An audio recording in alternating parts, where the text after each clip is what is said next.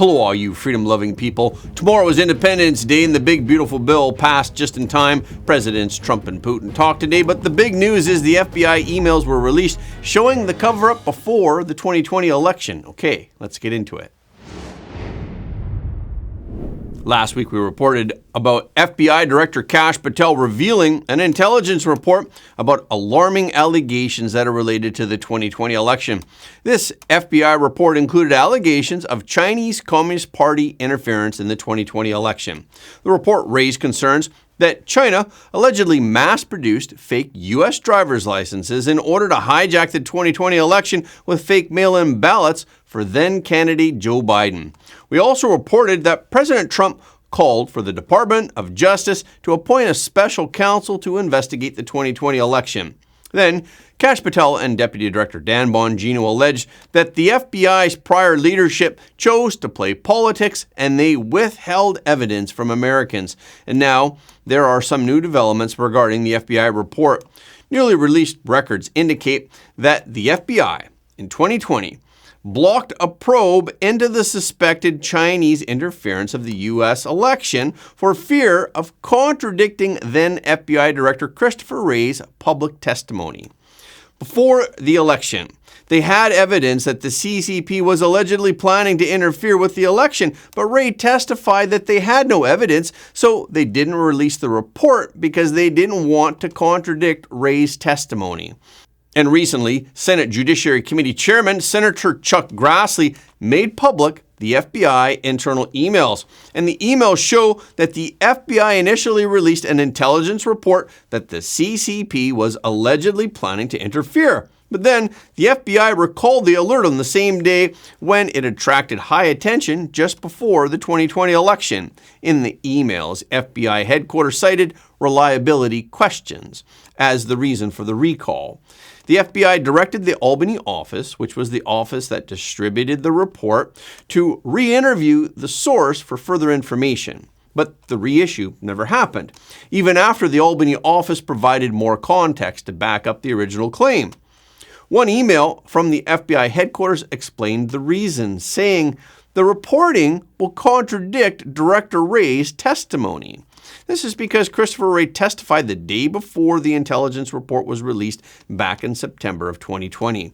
And Wray told the Senate committee that they have not seen historically any kind of coordinated national voter fraud effort in a major election, whether it is by mail or otherwise. But now the emails have been released. So let's take a closer look at the emails and see what happened. Around noon on September 25th, 2020, an Albany agent told others who were involved in preparing the report that FBI headquarters had requested advance notice of any release of future election-related reports.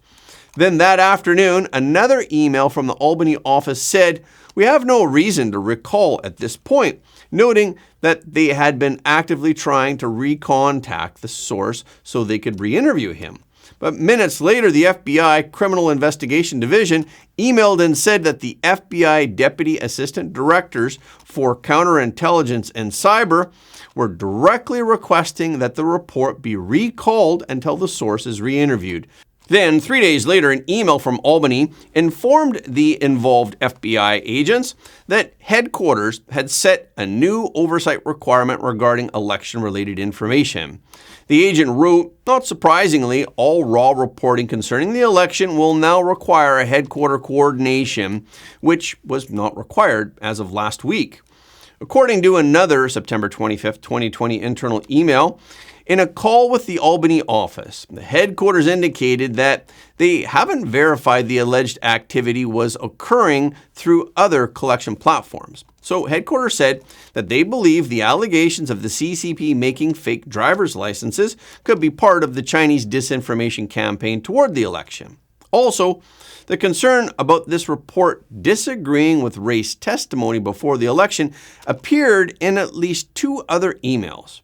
One such email that talked about the contradiction was issued from the Albany office. It said, based on the conflict of this information to that of the wider USIC, United States Intelligence Community, the fact that it contradicts Director Wray's testimony to Congress and the importance to the current administration, I think we should be ready to back up the IIR, the Intelligence Information Report, with a minimum of the following information and treat it like it will be going in front of the president. But then the FBI officials still said that there's nothing new to report regarding the threat to the election. And in a September 30th, 2020 email, they said, again, the reporting will contradict Director Wray's testimony. Then, however, one FBI Albany intelligence analyst made clear that they didn't agree with the decision, and they questioned why everyday operational and administrative issues would need headquarters review.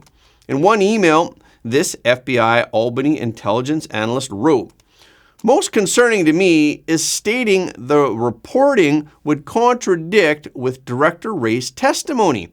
I found this troubling because it implies to me that one of the reasons we aren't putting this out is for a political reason, which goes directly against our organization's mission to remain apolitical and simply state what we know. Likewise, at the field operational level, I do not feel it is our job to assess whether or not our intelligence aligns with the director." The analyst also noted, while it's entirely possible that the subsource didn't get the information from a Chinese official, it's also entirely possible that he did, as just like in our own government. And the analyst also suggested that they draft an updated report and let headquarters decide what to do with it.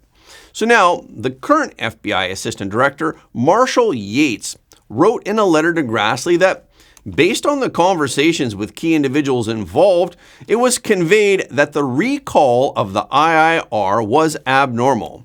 Yates also wrote that the recall decision raised serious questions about the integrity of the intelligence reporting process and its susceptibility to perceived political pressures. As seen in today's production, the source appeared to be reliable, and the FBI did not close the source for cause or lack of credible information. Today, the House of Representatives passed the One Big Beautiful Bill Act that will implement President Trump's agenda. The bill is now on its way to his desk. President Trump is expected to sign it at 5 p.m. on Friday, July 4th, on Independence Day. The bill cleared the House by a 218 to 214 vote following an all-night session, ultimately 2 Republicans. Representatives Thomas Massey and Brian Fitzpatrick joined all Democrats in voting against the bill. And to delay the vote, House Minority Leader Hakeem Jeffries used a procedural tool known as the Magic Minute. He spoke for a record-breaking 8 hours and 44 minutes in protest of the bill. Jeffries said that the legislation was an unprecedented assault on the social safety net. Speaking after Jeffries, House Speaker Mike Johnson jokingly put a big binder on his lectern, which was a reference to what Jeffries was reading from during his 8.5-hour-long speech.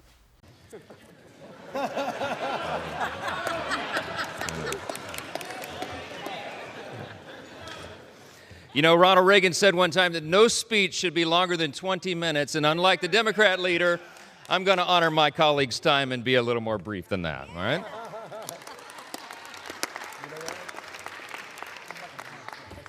I just want to say something that many of us learned when we were children. We were taught, you know, it takes a lot longer to build a lie than to tell the simple truth. The passage of the bill marks a win for Republicans and President Trump, who had to work through resistance from those who opposed the Senate version of the bill. Now, the final version of the bill includes many of the key goals of President Trump, including tax cuts, more money for border security and the military, and a gradual end to clean energy tax credits.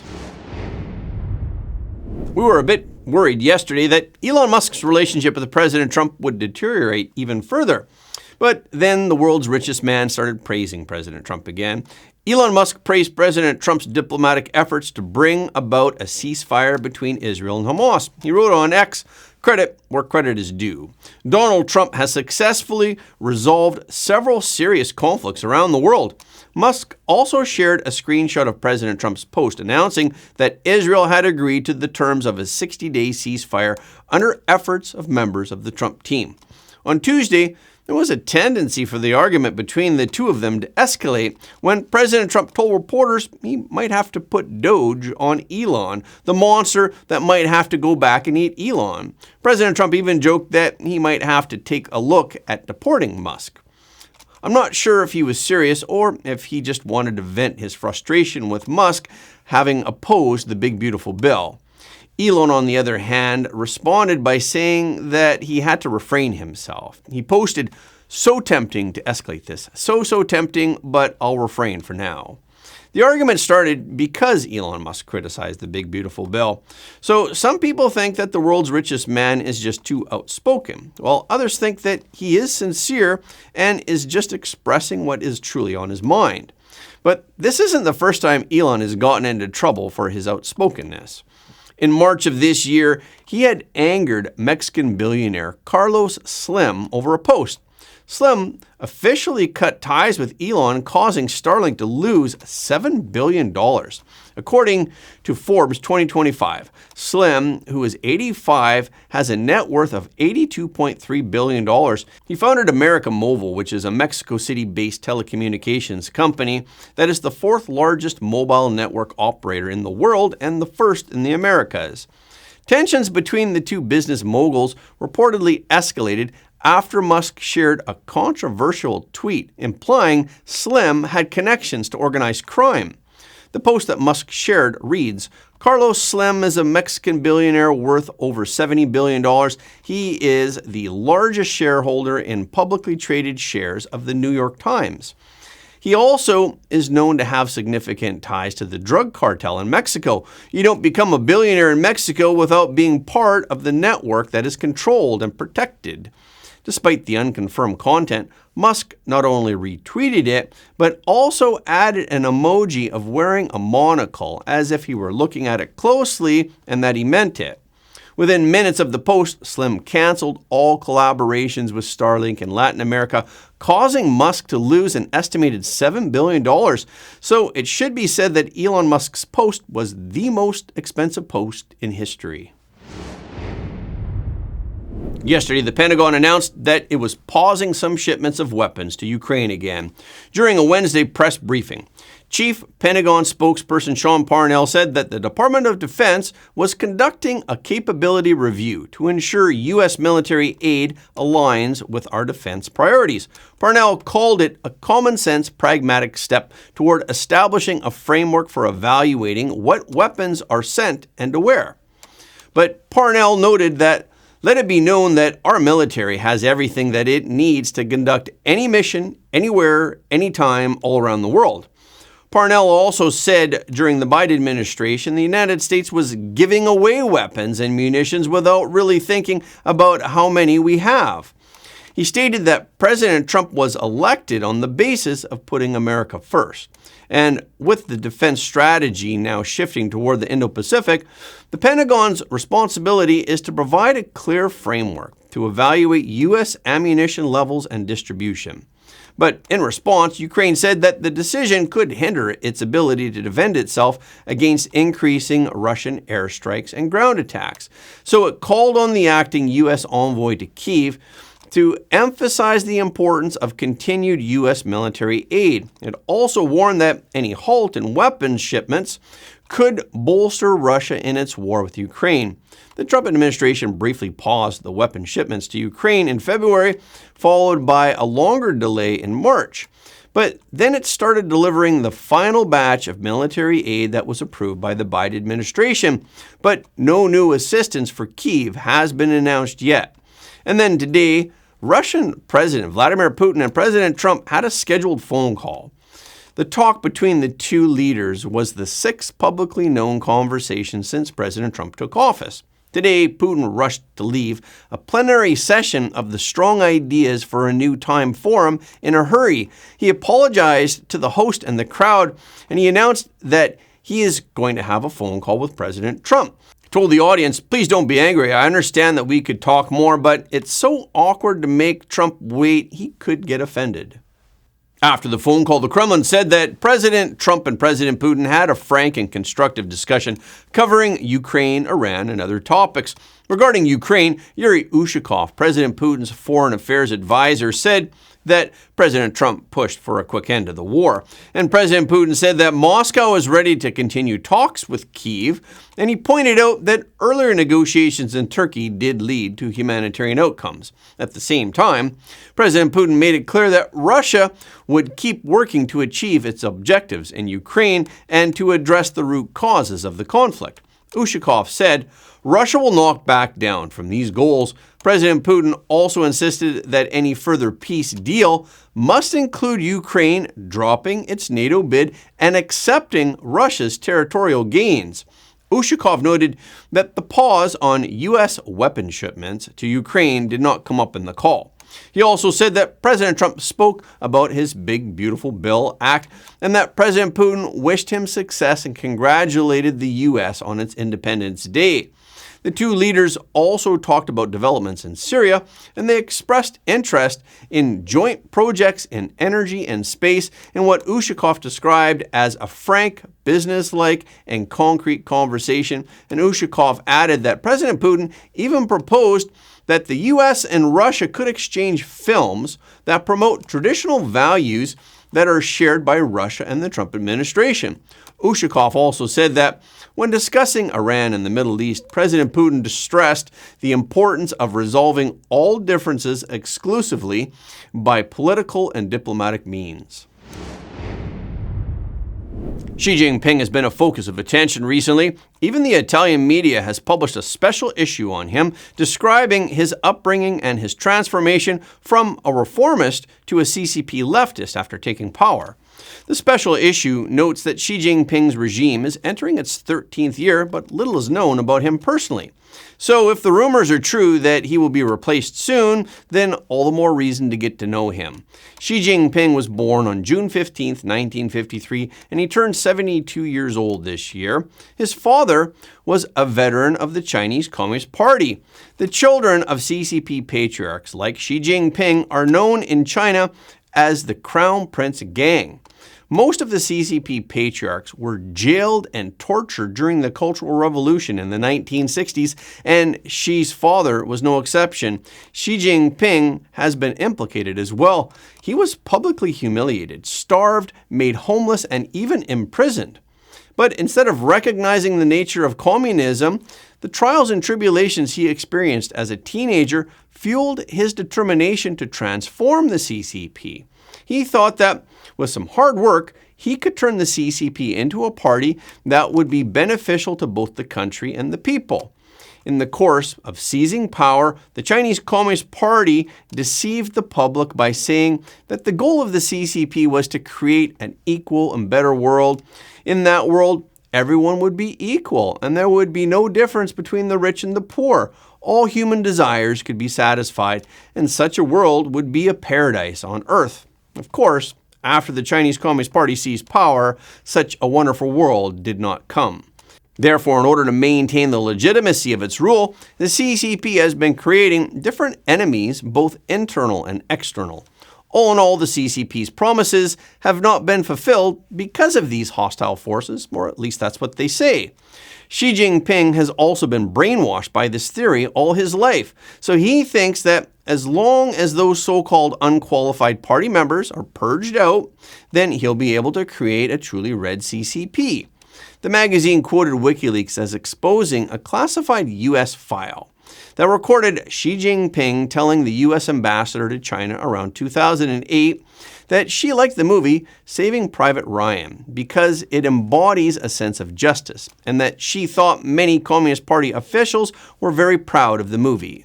She also believes that many Communist Party officials enjoy too much and do not study enough. Although there are few lifelike records about Xi Jinping, he is indeed one of the few party members of the CCP with relatively good personal moral qualities. He is free of corruption and pornography scandals that are common among top CCP officials, and his wife and daughter have not been involved in any such scandals either. However, the quality of a person's character does not mean that he has made the right choices on major issues. But he made a lot of right efforts in the early days of his administration. First of all, he used stringent measures to deal with a large number of corrupt officials. At that time, Even though he had a huge number of opponents in the party and he did not have much real power in his hands, what he did was righteous by purging the corrupt officials. So, although it was difficult, it was quite effective. And he also won a lot of popularity for himself. At that time, he was confident that he would soon see the peaceful rise of China. But perhaps because in the course of his gradual mastery of power, he gradually became obsessed with power. Therefore, when he finally wanted to clean up the forces of Jiang Zemin, the most evil faction of the CCP, he suddenly made a stupid decision and he started to cooperate with Jiang's forces. Since then, he has abandoned the relatively upright reformers who helped him rise to power, and he put some people that were recommended by Jiang Zemin into important positions. We've talked about Jiang Zemin many times in the program. He rose to the top of the CCP after the Tiananmen Square massacre in 1989 because of the brutal suppression of students who petitioned peacefully in his support of that. He was the most stupid, the most evil, and the most incompetent among all of the top leaders of the CCP.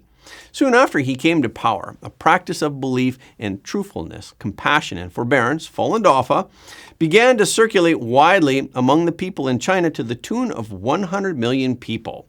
He was jealous of the widespread acceptance of Falun Dafa, so Jiang Zemin decided to fabricate charges against these people who only wished to improve their moral character. In fact, 6 of the 7 most powerful patriarchs of the CCP at that time disagreed with Jiang's crackdown on Falun Dafa followers. And Jiang was the only one who insisted on having his own way. From that time on, adherents to the belief in truthfulness, compassion, and forbearance were getting arrested, tortured, and laid off. The CCP told the Falun Dafa practitioners that everything could be restored to normal if they simply renounced their faith and signed a sworn statement saying that they would no longer practice. But if they didn't sign, their lives were ruined. They were tortured, arrested, and laid off from their jobs. But after Xi Jinping assumed power after Jiang Zemin, he could have changed this evil policy. And there were rumors that Xi Jinping's mother and wife both read Falun Dafa books. Therefore, he perhaps understood the upright nature of Falun Dafa. He was fully aware that these believers are not only innocent, but also among the best and kindest group of people in Chinese society. However, in order to consolidate his power, he actually chose to collaborate with Jiang Zemin, which indeed was a fool's errand. In fact, at that time, Jiang's power had already been reduced to the point where he could not fight back. So what a pity if Xi Jinping had just continued his previous correct path. He could have led China to become rich, strong, and prosperous. He could have made history. And that's a wrap for this episode. Tomorrow is July 4th, so we'll be celebrating Independence Day. So I hope you all have an awesome July 4th, and we'll see all you freedom-loving people on Monday. Again, thank you all for your support of Front Page. Please remember to leave a comment below the video. This is really helping us to be seen all around the world. The more people who watch Front Page, the more freedom-loving people the world will have. And please hit the like button and hit the notification bell after subscribing. And please share this video with your friends and family because everybody deserves to know the truth.